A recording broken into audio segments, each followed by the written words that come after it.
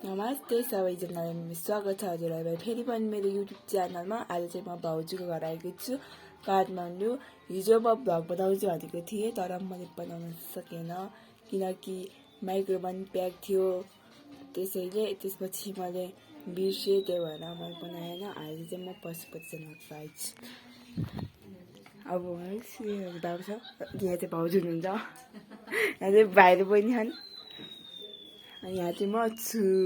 अब चाहिँ हामी पशुपतिनाथको आइछु। चाहिँ पशुपतिभित्र छु रे। अब चाहिँ हामी घुम्छौँ पशुपति, हुन्छ।